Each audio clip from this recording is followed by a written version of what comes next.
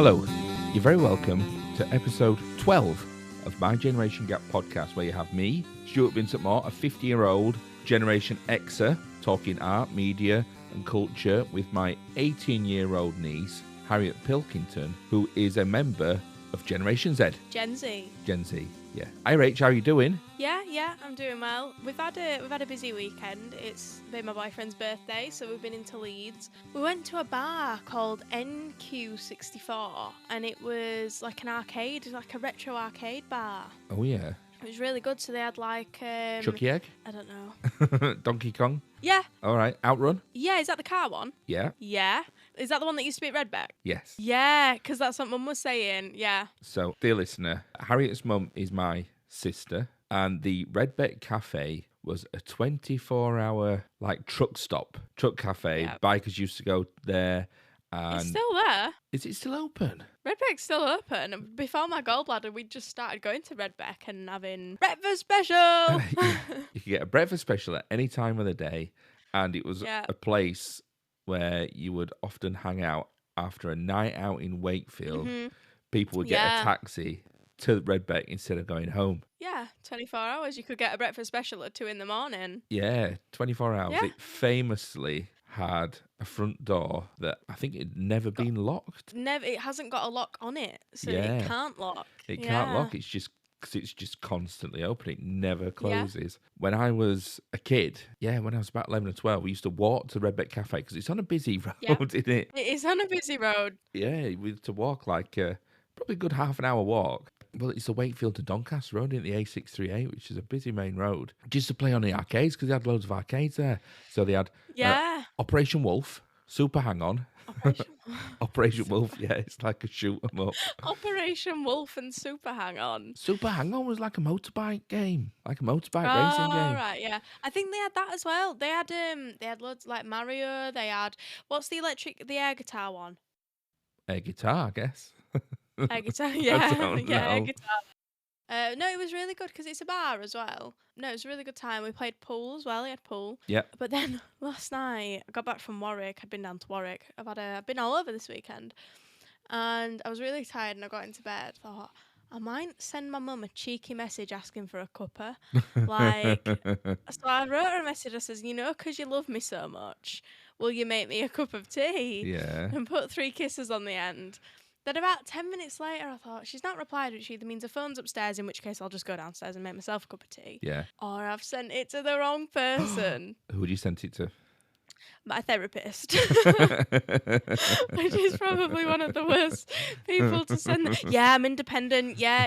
Because you love me so much. Will you make me a cup of tea? No, I'm not manipulative at all. Yeah.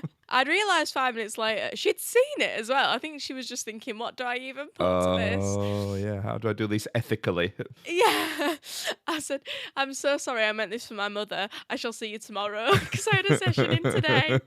So I spoke to her about it today. She said it really made her laugh. She says, I got into bed, I was in my pyjamas reading my book, and I just got this message saying, because you love me, will you make me a cup of tea? She said, I'm going to say yeah. I think maybe we have some boundary issues. Yeah.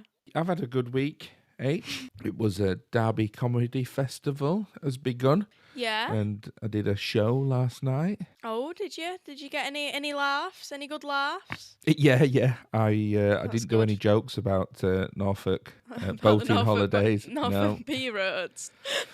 No, I just stuck to tried and tested material. It went down very well, and it was That's good then. all good. And it was really good That's actually good. because there was supposed to be another show on after, and they had to pull out because a couple of people were fallen ill. It Oh. meant that we could just muck about and stay that on you could just stage for muck about. longer. Yeah, so we didn't have to That keep is an eye on the good. time. We were like Ken Dodd. Couldn't get rid of us. So we just kept on, Like Ken just kept on going. Is Ken Dodd Ken from Corrie? No, who's Ken from Corrie? No. Ken from Corrie has just been on it for years. I just thought that was the Oh, reference. Ken 'cause he Barlow? just like never leave. Yeah, Ken Barlow. Yeah, because No. he just never Oh, ending. hang on. So does Generation Z not even know who Ken Dodd is? No, I don't know who Ken Dodd is. Oh, well, Ken Dodd was a comedian from Right. Liverpool. Yeah. He famously went around, so he had a terrible set of teeth on him, but they Right. kind of turned into a bit of a trademark because it made him look a bit weird. He used to tell stories about I think it was a Diddy men. These little men. Diddy men, you can't say that anymore. Yeah, from Notty Ash. He lived in Notty Ash in Liverpool. You can't be saying that anymore. Well, when he was on stage, he used to go on for hours and hours. Talking, Yeah. and he had tickling sticks on the stage with him, and he was just like an old school comedian. Sticks. Yeah, just an old school comedian. I have to admit, it sounded a bit odd. Would you know, when I think back, maybe he was a bit odd. Maybe it was a bit odd. I think he's one of the few people that weren't caught up in the U-Tree scandals. Yeah. But he had a reputation for staying on the stage far beyond his scheduled time. Like, yeah. Right, okay, I get the reference now. All these references that I have to stop using because nobody knows who they are. I know. Well, that is a Comedy World reference. But speaking of the Comedy World, you have been on another podcast. The Appalling podcast. We talked about this last episode, didn't we? Briefly. Did. Yeah. Because we talked about how great Sonny Paul is at interviewing and what a good podcast it was. But it's lit up, hasn't it? It has, is it? Lit up. Is that right? It's blown up. Blown up. Blown up. All right, okay. It's blown up. So, I believe like one of his videos got like 1 million views, which is absolutely crazy. Crikey, am I on that? First episode, no. One of ours got like 60,000 though, so you know. Right, okay. Say ours, yours. The My Generation Gap one, the collab, it was really good. I've been watching the reels, and me and my boyfriend actually watched the podcast ourselves, and we loved it. We thought it was really, really good. He's so good. He's very generous individual in terms of the conversation. Really and he's really great at putting you at your ease and just getting the best from you. Yeah. He's the such a conversation nice just flows guy. Yeah. really well. I think that, I mean, we're lucky that within our podcast, we've got each other to kind of interact with. He's got guests coming on all the time. So he's on his own, but with a guest, which I imagine is quite hard because you're an interviewer then, aren't you? Yeah, and we can bounce off each other because we know each other really well. Yeah. I mean, how long have we known each other now, H? Well, I've known you forever. Right, that's it. Yeah, I've known you forever, but you've known me for about 18 and a half years. Yeah, that's right. And Sonny's a friend, but he's not somebody that we know very, very well. Yeah. So for him to be able to create those connections with, like you say, with people he's interviewing, it's an impressive skill. It is. It just flowed very well. Yeah, I'm really proud of him. I'm really proud of his podcast. It's doing well. Big up the Appalling podcast. I was driving Ivan, my stepson, through Nottingham the other day. Yeah.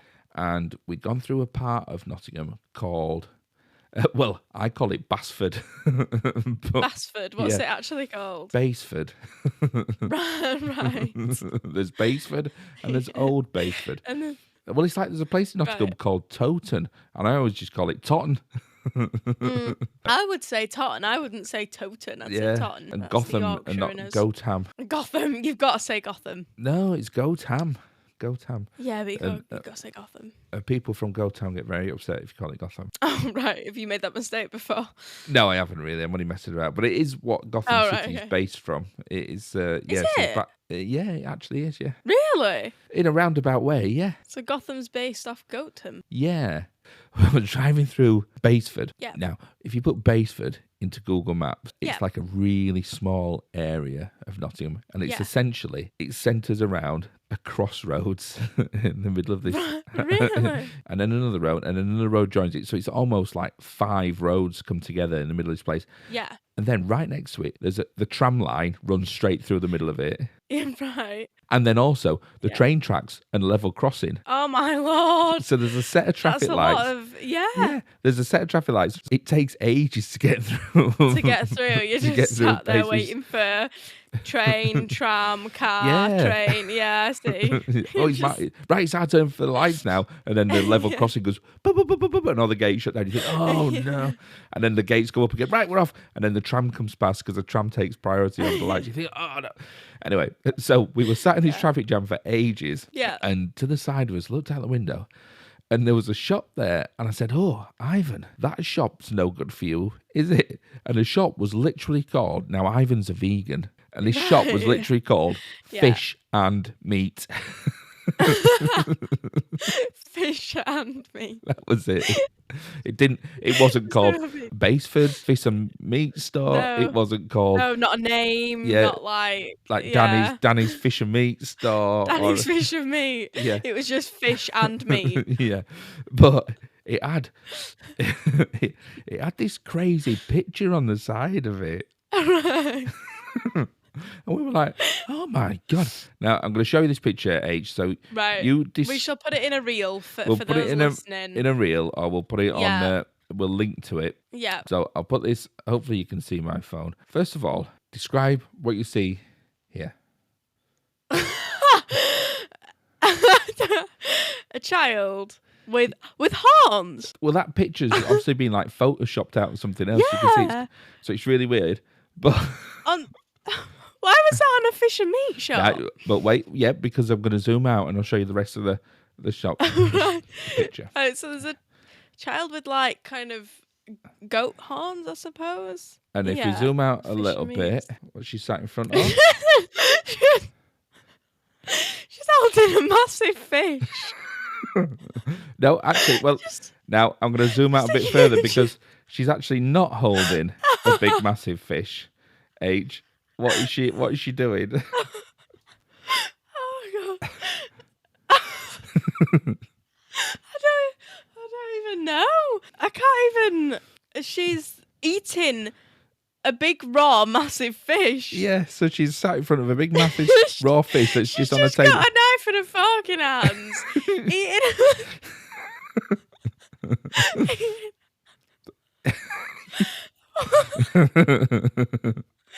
Right, and that was on the front of the shop that's called Meat and Fish. Or Yes. Fish and Meat. Yeah. So if you're in Baseford, look up Fish and Meat. Do you know what I'm going to do? I'll put the picture up on, and we'll link to it. And then also Yeah. I'll maybe do Google Street View. I'll put a pin to Google and it can look it on Street View. Yeah. We'll make a reel and we'll put it over the top. We'll show you.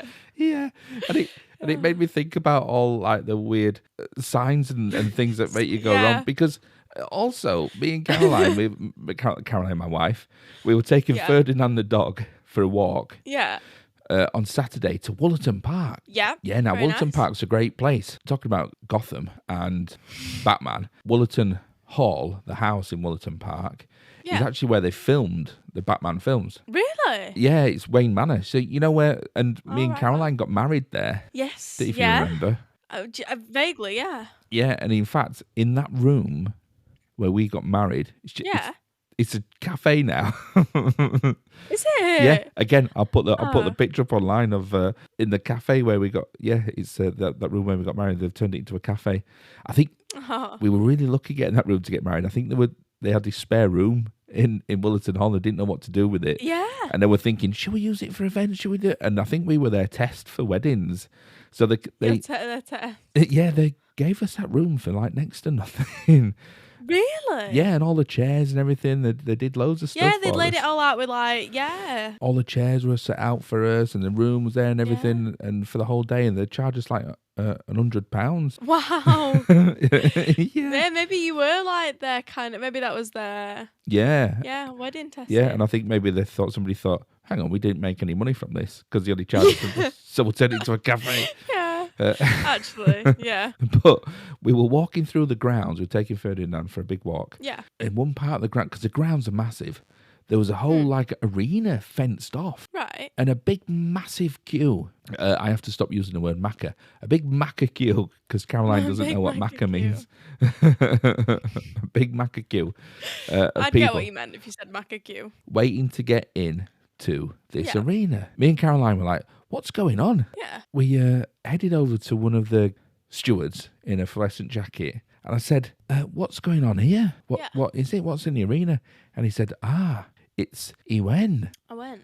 Yeah, and I thought, oh, well, maybe that's like Eid or some sort of festival. So, well, okay. Well, that's great. It's a great big Yeah. multicultural festival in middle of Nottingham. It's great. Yeah. On this event. So Yeah. we carried on walking, and as we were walking around Wilton Park, we could hear then the festival starting up and music coming out. Oh. First of all, it was a Queen like tribute.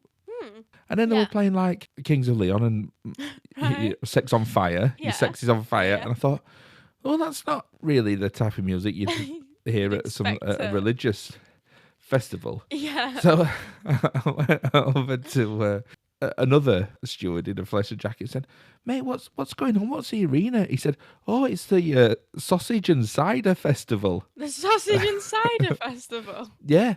And the first guy that I spoke to, I think he was trying to say it's an event. It's an event. Do you reckon he was just full of cider?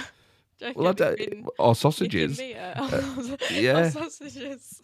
Yeah, but he just said, "Oh, it's an event," but instead of it's an event. It's an event. A really good introduction to the Breakfast Club is the opening monologue. Yes, and the closing monologue. Again, if we find more about copyright laws, we'll maybe put the Simple Minds soundtrack over the top of this. We can do it. I've told you this. We could do it on TikTok.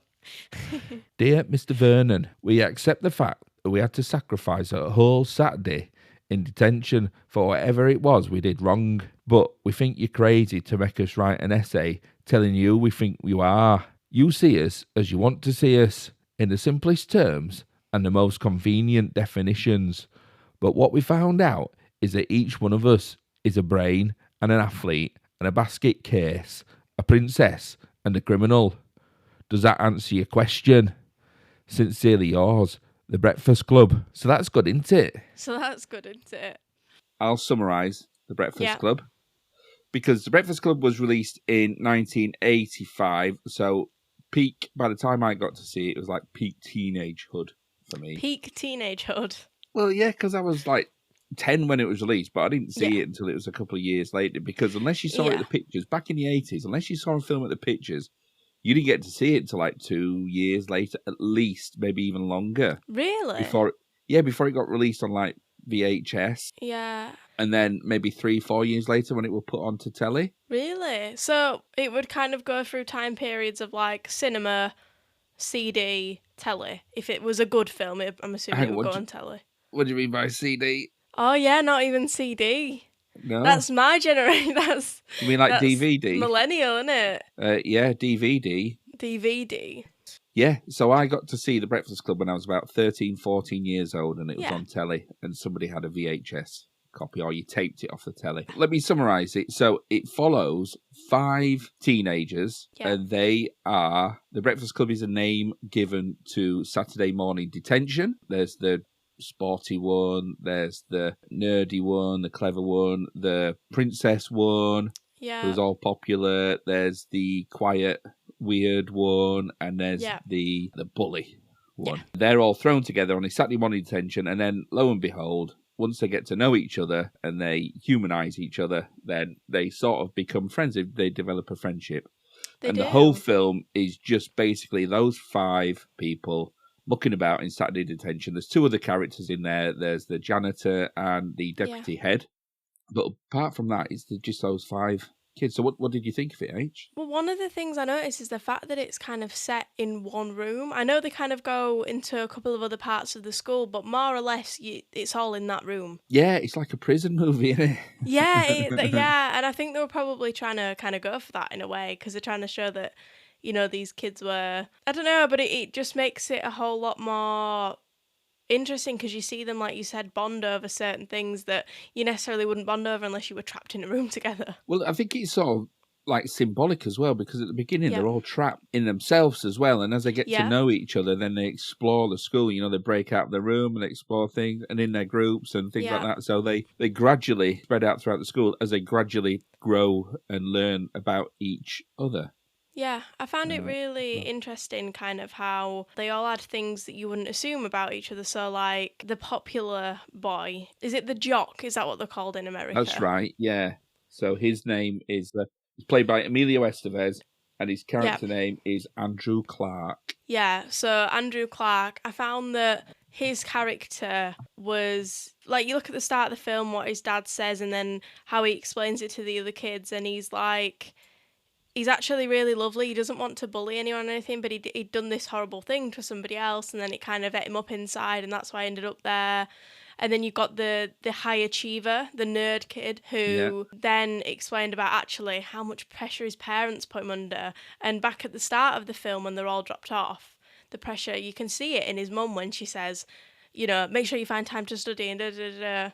I think that's really important. I suppose those opening few minutes are really good characterizations, aren't they? Because you see John Bender, who is the criminal, the bully. Yeah. And he's walking there on his own. He's so low, isn't he? Yeah, he doesn't get dropped off by anybody. Yeah. It looks pretty cool. And then you've got Claire, who's played by Molly Ringwald, who's the princess, the popular princess who gets dropped off by her dad, who says, everything's going to be all right. Yeah, everything's going to be all right. Oh, don't listen to your mum. It'll really be okay. And then you have Andrew Clark, who's a jock, who gets dropped off, and his dad saying, come on, you're a slacker. You know, you could win. Yeah. And then, the nerd who gets dropped off, and all his mum says is, you better find time to study. Yeah. And then, brilliantly, Ali Sheedy, who plays Alison Reynolds, who gets dropped off by her, well, we assume it's her parents, but... we don't really know, do we? No, because she's in the back seat of the car, so she's not even sat at the front with her parents. Yeah. And she walks to the front window to say something to, I'm assuming, her parents. Yeah, I would assume her parents. And then the car just drives off. Yeah, just drives off, like the door's practically still open, isn't it? Yeah. They've all got their issues. They've all got their characters, and those define their characters. I think when I first watched it, I wasn't sympathetic to John Bender at all, because I thought, really? So who did you what's the right word? Sympathise, or who did you connect with the most? Who did you see yourself as? I suppose if I had to see myself as anybody, it would be, I've forgotten her name, the one who's in her dad's car at the start. Because Molly Ringwald, the princess. Yeah. And who did you want to be? Who did you want to be seen as? I don't know, really. But I suppose in a way, because of my anxieties and things as well, I was probably also kind of known as a bit of an Alison, because nobody ever really understood my anxiety or anything like that. So when I was at school, in secondary school, people who may know me may know I had to have somebody nearby, like a family member near the school, things like that, because my anxiety was so high at that point. And sometimes people really didn't understand that. You can imagine teenage kids being like, why is her mum there? So it was a bit bizarre, and I'm not going to sit there and explain, oh, well, it all started and I feel this way, you know, because why would you go and explain that? And they're not going to understand anyway. So I suppose probably a mix of the two. I was very much Brian. I knew you were going to say that. Yeah. And I wanted to be the Alison character. You wanted to be the Alison character? Yeah, wouldn't you? She's the most interesting one. Yeah. I thought, anyway. I think she is the most... well, I don't know. This is the main thing that upsets me about The Breakfast Club. Yeah. Is Alison is the most interesting one all the way through the film, and she looks great. And then they make her conform to society and do her hair on straight and put loads of makeup on her, just make her look. And like they don't do that to anyone else. Like they don't make Brian become a jock. They don't make the jock become Brian. Like, but they do it to her. For whatever reason. Yeah. That's the main thing that really I find disappointed about Breakfast Club. I always have. I like Alison's character. Like you said, she's really interesting, but a little bit odd when she talks about being a compulsive liar and all those types of things. I think because it's so hard to read in a short film that you're like, what the hell is going on? She nicks everybody's stuff. Nicks everyone's stuff. Yeah. So I had very little sympathy for the John Bender character because I saw him as the bully, and he represented all the bullies that I've ever faced. Which, I mean, this might come as a shock to you. It's a massive shock. But I wasn't very popular in school. Wow. And I would often get bullied. Do you know what I'm curious to know? Yeah. Is within your high school, because obviously you were in high school roughly with my mum, because obviously you were for a little while, then I moved. Yeah. Who do you think was more popular out of you and mum? Were you in similar groups or not at all? Absolutely not, no. No. I know my mum rebelled a little bit, kind of, in the end of secondary school. Popular. Super popular. Oh, she never portrays like that. Are you kidding me? She was in with the in crowd. I wasn't. No, she never says anything like that. She says that she kind of rebelled towards the end of her teenage years. She never says anything about being popular or anything like that. She's like, no, no, Oh, no. oh And yeah, that's yeah, what. yeah, Yeah, yeah. yeah, yeah, You know, and I was the one that hung around with the Dungeons and Dragons kids yeah. and all the Dungeons and Dragons. nerdy stuff and got beaten up. Got Got beaten wedged. up for all sorts of things.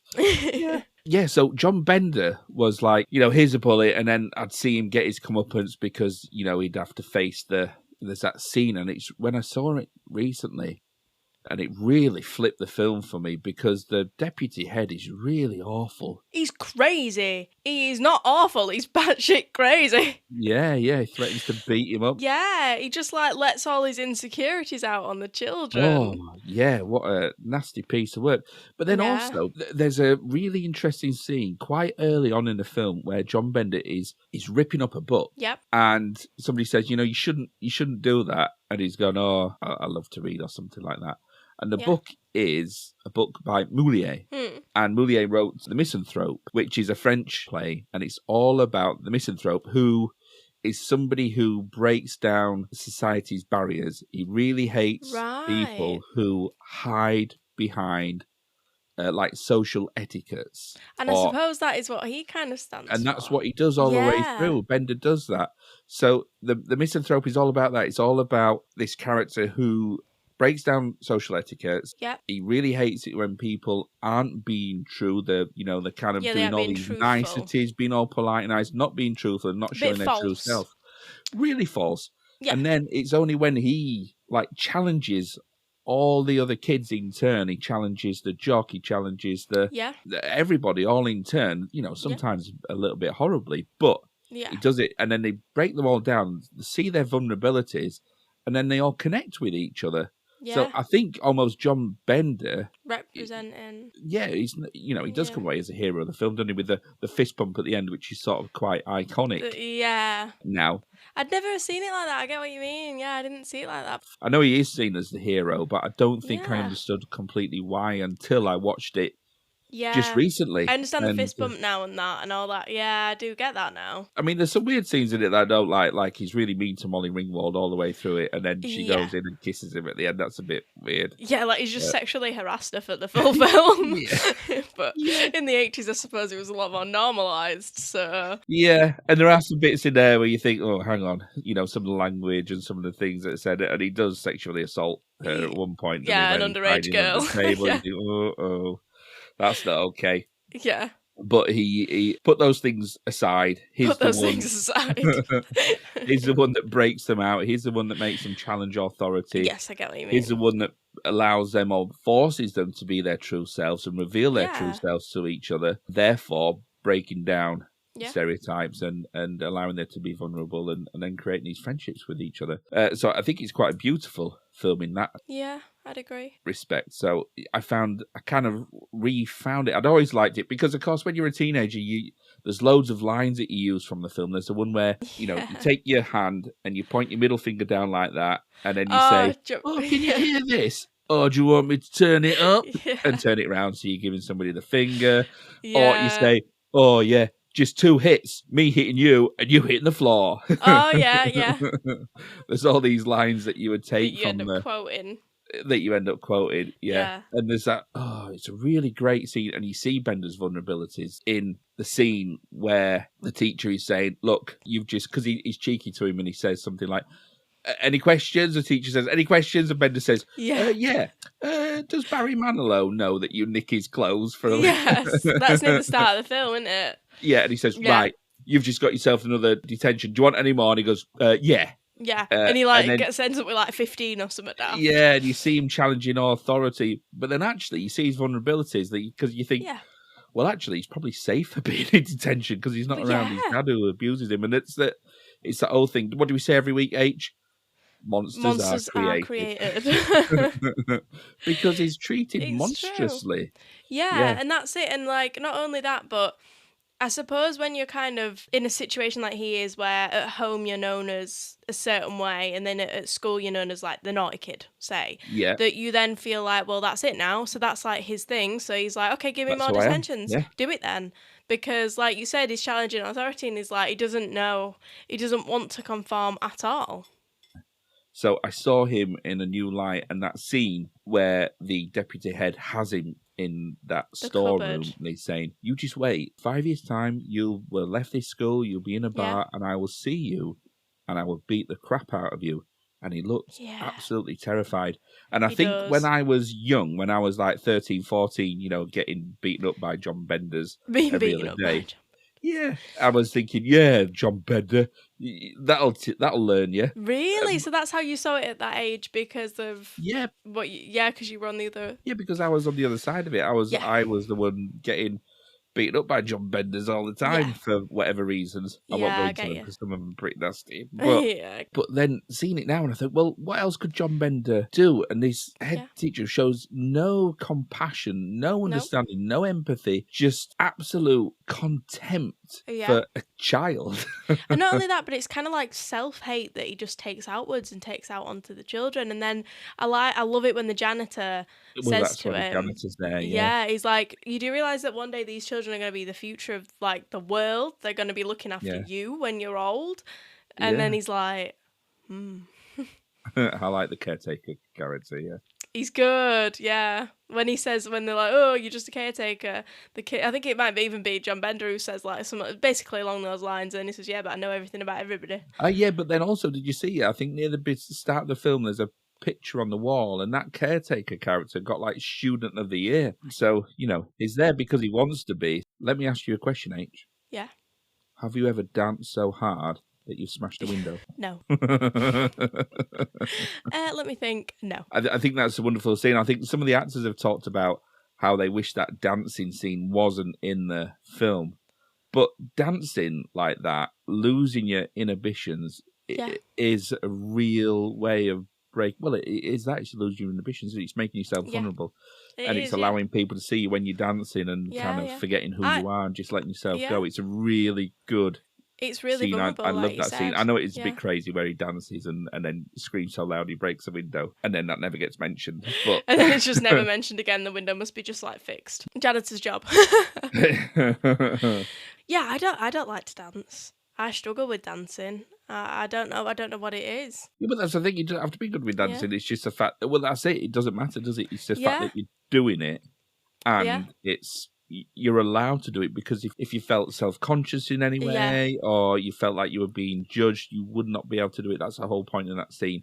Yes, if you were feeling that way, yeah, that's like the ultimate breaking down of all their. And then after that, that's where they sit down and they have a chat, and then Brian talks about him wanting to take his life. Why he had the gun in the school. And then they all start laughing, which. Yeah, because they all connect over it, don't they? Yeah, they do, don't they? I think that at that point they realise they're all kind of human, don't they? Yeah. And then Molly Ringwald goes and ruins Alison by straightening her hair and making her look conventional. Yeah, and giving her blusher and... Yeah. Anything else to talk about, Breakfast Club H? I don't think so. Right. Well, it's time for this. It's Burger Stew's Burger Review. It's Burger Stew's Burger Review. It's Burger Stew's Burger Review. It's Burger Stew's Burger Review. Eating a burger, then he marks it out of 5. He's eating a burger and he's marking it out of 5. H, this week, I've gone holiday burger. Holiday burger? Holiday burger. Were you on holiday or is that a place? No, I was on holiday when I had this burger. You were on holiday? Yeah. Yeah. And it was in holiday in Exmoor. In Exmoor? Which is a national park in the south. Is Exmouth a place? Look, it's red hot at the moment. Can you see the sweat on my face in the video? Yeah. Can you? Oh, let me wipe it. I can see it on your nose. It looks like you put highlighter on your nose. I've wiped my face with my t-shirt. My lovely t-shirt, H. To be fair, vote for Pedro. Vote Pedro. Yeah. To be fair, I look like I've put like a tank top thing on. I look like a bodybuilder today. All right, Hulk. So this was in a pub in Exford, which is on the River Ex in Exmoor. And it was a Royal Oak. Right. Sorry. What? Yeah. The Royal Oak at Windsor. What? I just got confusing. Right, okay. The Royal Oak, Winsford, venison burger. Yeah. Ooh, I bet that was deer. Oh, no. Oh, you were your granddad. Oh, That was yeah. one of my dad's favourite jokes, wasn't it? I've inherited Grandad's Oh, jokes, dear. yeah. 8 legs of venison being too dear. Right, venison burger, 4.5. Wow, is that the highest we've had yet? Yeah, I think so. Yeah, I think so. It was good. And what was so good about it? It was just a really good combination. The venison was Yep. good. It had good cheddar. It had a really good tomato chutney in it. It was moist Yeah. but not wet. Brill. Just everything about it just came together really with a good balance of flavours, good textures. Veg? There was some, but you know what, H? I can't remember now. It was a long time ago. It was like Easter when we went. Right, okay. It was good. I've just written Fab. down cheddar, tomato chutney. So they were the highlights for me. They were the highlights of the But it must burger. have been, I think, because I'll tell you what, you notice when there's something not there and it needs it. You notice when it needs onions and they're not there, or you notice Yep, when it needs yeah, lettuce yeah. and it's not there, or a tomato. So it obviously had something in there, and it didn't want for anything. It didn't need anything because it was all there. It's not So like if it had needed extra sauce or veg yeah, or no, it anything. didn't need it. It was like really, really. Maybe the burger was just cheddar and yeah, tomato. yeah. So that's good, isn't it? Right, are you ready? Yep. Test. Woo, woo, woo. Test. Woo, woo, woo. Oh, look at the way the light's playing on my hair when I moved around then. Wasn't that beautiful? Right. And angelic. Angelic, yeah. Question 1. I think you've got a good chance of this one, H. I don't know if I do. I think you do. To get your 50p in a drink, I think there's a good one. Oh, do you know what? I was talking to my mate at work the other day, and for the second time, H, he got 5 out of 5 on a test. Wow. We need to get him on the quiz. He'll be getting 50p in a drink. And it was, you better be buying him 50p in a drink. And that was on you. And he guessed that marzipan was a snack because it's all we talked about all the way through. Yeah, I don't know what I guessed. I'm terrible at the snack. And you guessed butter. I'll never get the snack. It's butter.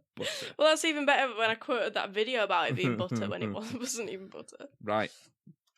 Question 1. Why was Andrew Clark in detention? He had taped somebody's butt cheeks together and then pulled it off along with the guy's skin and hair. Yeah. Yeah. Oh, 1 for 1, H. It's a good start. 1 for 1. Good start. Question 2. Why was Brian Johnson in detention? He had a gun in his locker. He took a gun to school. Yeah. Question 3. Why was John Bender in detention? Oh. It's mentioned by the deputy head. He says what he did. Oh, you think it's so big, don't you, letting off the... Oh, I don't know.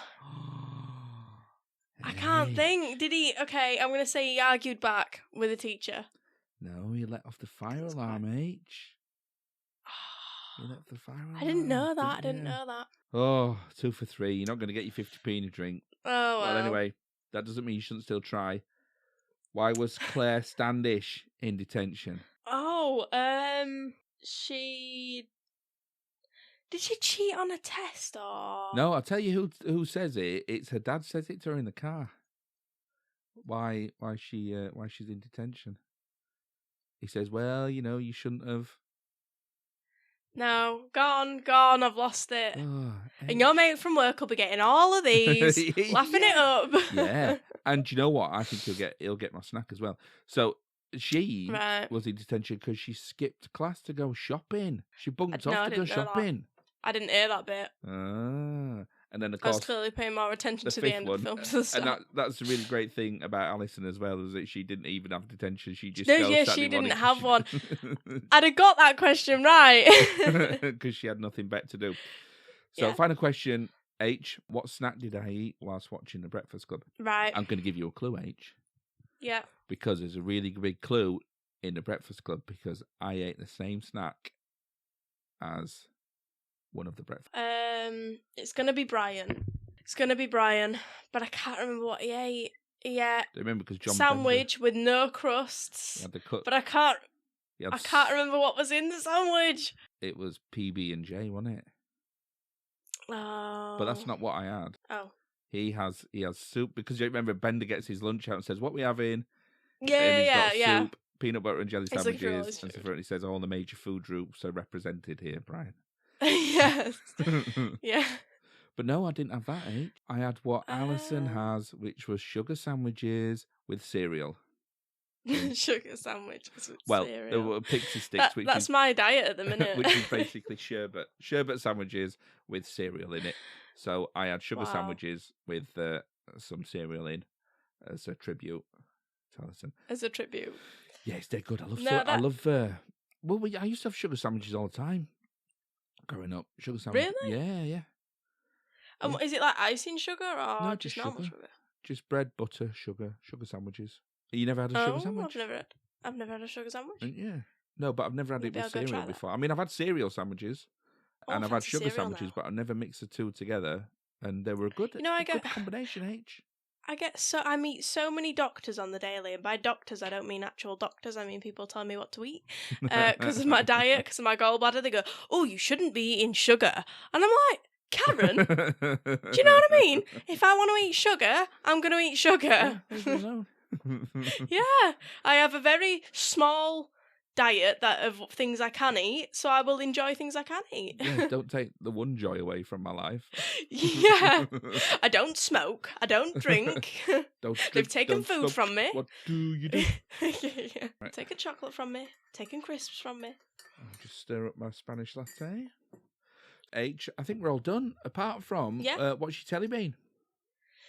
Well, do you know, I haven't really been watching telly. I've been at work a lot. I've just been non-stop, really. My dad's been away, so I just haven't had time to watch telly. Oh, right, okay. Well, I haven't watched that much telly because I've been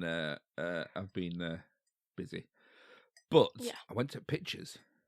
H. Yeah. I went to the pictures to see a film called Flow. Flow, and how's Flow spelled? Flow. Oh, as Flow. Flow. Right. Yeah. Well, sometimes they do weird things with movie names, don't they? Where they spell it as FLAO or something like that. PHLEW. Yeah, PHLU. Yeah. No, FLOW. Yeah. Well, it's and it's about a cat, a little pretty pussy cat. It's all animated, and there's no dialogue in it at all. There's no humans in it. Really? Yeah. It just follows the tale of this cat who is... Is it a short film then, or...? There's 80, 90 minutes, which is the perfect time for a film. How have you got... If you can't tell a story in 90 minutes, never mind all these Marvel films that have to take 3.5 hours, so you have to go to the toilet twice.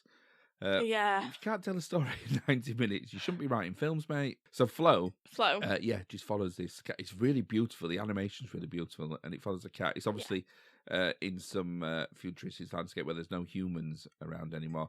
I think it's a bit of an allegory for climate change. I was about to say it'll be global warming. Yeah, because there's humans sculptures around the place, but then it follows this cat, and then the cat kind of creates connections and with other creatures, that's interesting about nature and about cats and animals and all these types of things, because I don't know what made me think of this, but we had to cover a poetry anthology in school for our GCSE. And there was a poem called Ozymandias. And everybody hated King of Kings. Ozymandias, King of Kings, and everybody hated it. They were like, "Oh, what a boring poem! It's just a statue." I know. Everybody really loved the ones like The Last Duchess, which is obviously it's not just about the statue, it's about the futility of everybody missed the whole point. Every person in my school, I swear to God, and I had to go on the internet to check it wasn't just me being crazy, and everybody was there was other people who had, because obviously in this day and age you can kind of go on TikTok and things like that to kind of help you with your GCSE courses and things and what other people think. And nobody made any what a boring poem, and I was like, are you kidding me? That's one of the most, for me, the most. It's really powerful. The whole powerful. What are the words? Look on my riches. It's like basically like look at my land and despair and all these types of things because he's like king of kings. Yeah. And it's like just his 2 feet in the ground. Yeah, and everything's just all and his like shattered head's and over nothing- there. Yeah. And his body's over there. And there's no kingdom left. Yeah. And then this time traveller, not time traveller, this Well, I don't know who he is. adventurer, I can't remember what they called him. They call him something like an adventurer or whatever. He clearly doesn't have any like kind of belongings like what Ozymandias said, but he's still there. You know, the sand's still there. Yeah, everything else is still there. Yeah, and there's so much in that poem that, yeah, it's so, like, when you look at films like Fleur, and, like, have you watched WALL-E? Yes, yeah. And all kind of films like that all have the power of nature in them. Yeah, and just really how inconsequential humans are really to the whole universe. So that's a bit deep for a Monday evening, well, I'll isn't tell you it? what wasn't deep, H, was not only did we see Flo, but a couple of weeks ago, I don't know if I told you this, but we went to see the musical Hamilton. Right. I know it's not TV, but we went to see Hamilton. Went all the way to Liverpool, H, to see Hamilton. Me, Caroline, my wife, and Ivan. That sounded like 3 separate people. Me, Caroline, my wife, and Ivan. Yeah. All of us went. It cost us a fortune in tickets. Like 6 tickets. Yeah. It was me, my wife, her husband, her child, and my stepson. No, all 3 of us. 3 of us went to see Hamilton in Liverpool. Yeah. And we got there, and we only went because Ivan expressed an interest in it, and he said, "Oh, I really want to see Hamilton." So we bought these tickets, and we were driving to Liverpool. We gave him these tickets. For his I don't know. birthday. I already feel it's going to be a funny We story. were driving to Liverpool, and he turned around to us and said, "Why are we going to see Hamilton?" We were like, "Are you kidding, mate?" Like, you wanted to see it? He went, "No, I don't think I did." We're like, "Oh, right, okay." So we were sat in there. After about 15 minutes, he went, "Nah, Not for me." I don't know. So he got up and left. And me and Caroline sat and watched the first half. We were like, "Oh!" And then even at the interval, we were like, like testing each other out. And he was saying, "Are you enjoying this?" And I was like, "Well, yeah. I mean, if you're enjoying it, we can stay." And it's interesting. And then in the end, we both went, "No, should we just go?" And we went, "Yes." Yeah. So we all just messed around in Liverpool. You all just went. Which was great because Liverpool's a great city, so we got to do loads of brilliant stuff in Liverpool.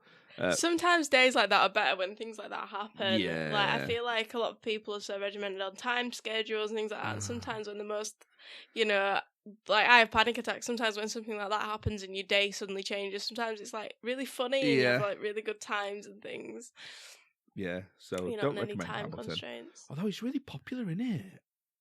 Yeah, my mum's a bit of a story, but my mum's menopausal at the minute, and she's just insanely contrary about most things.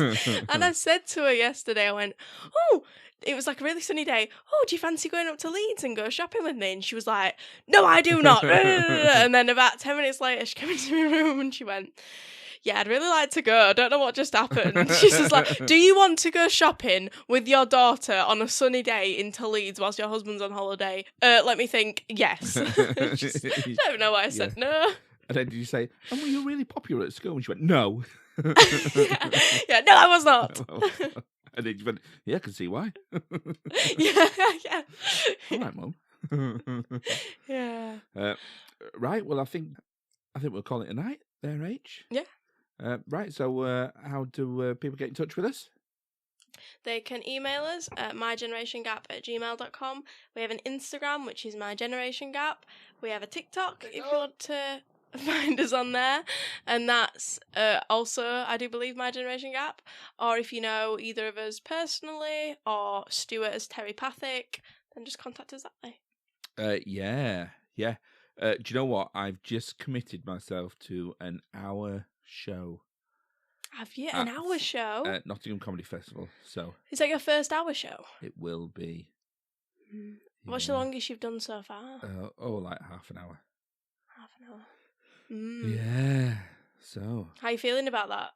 A bit apprehensive, but excited.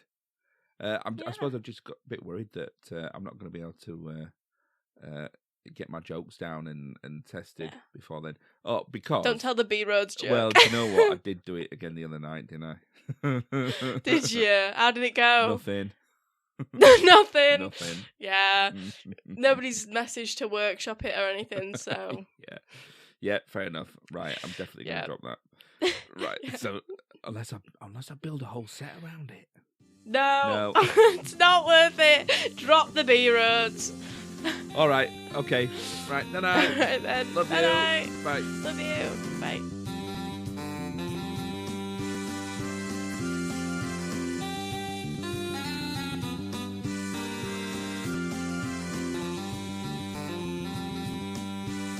Thank you for listening to My Generation Gap podcast.